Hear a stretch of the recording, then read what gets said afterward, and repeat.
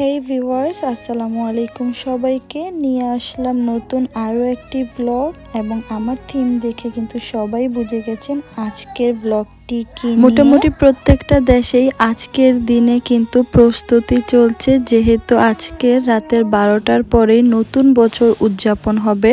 আর বাহিরের কান্ট্রিতে কিন্তু নতুন বছর উদযাপন একটু স্পেশাল ভাবেই করা হয়। আর যদি সেটা হয় পুরো বিশ্বের মধ্যে সর্বপ্রথম হ্যাপি নিউ ইয়ার আয়োজন, তাহলে তো আর কোনো কথাই নেই।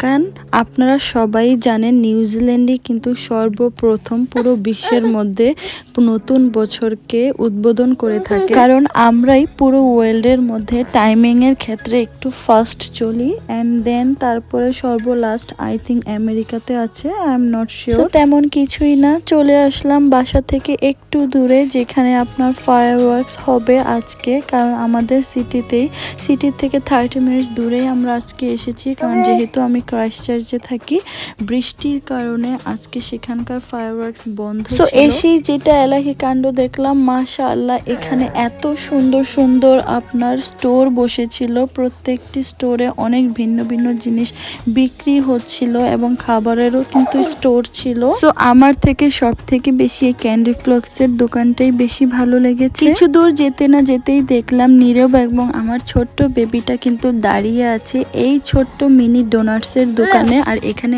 এত সুন্দরভাবে ডোনাট সার্ভ করা হচ্ছে, খুবই ভালো লাগছিল এবং আমি জাস্ট একটু ক্লিপ নিচ্ছিলাম। এই ডোনাটসটা কিন্তু নীরবের পক্ষ থেকে, নীরব আমার ছোট বেবিটাকে এবং নূরকে গিফট করছে, কারণ আমরা সবাই আসলে এসেছি এখানে ফায়ারওয়ার্কসটা দেখার জন্য। সো ওয়েদার যেহেতু একটু ঠান্ডা ছিল, গরমের মধ্যেও যেহেতু বৃষ্টি পড়েছে একটু ঠান্ডা লাগছিল, তাই প্রত্যেকেই কিন্তু আমরা শীতের ড্রেস আপই পরে বাহিরে বের হয়েছি। সো এইখানে কিন্তু অনেকেই বাংলাদেশের সেই ঝিলমিল বেলুন নিয়ে দাঁড়িয়ে আছে। বাহিরের কান্ট্রিতে কিন্তু এটা অ্যাভেলেবেল, বাট বাংলাদেশে হয়তো বা নতুন এসেছে, তাই এখন একদমই ভাইরাল এই বেলুনটা।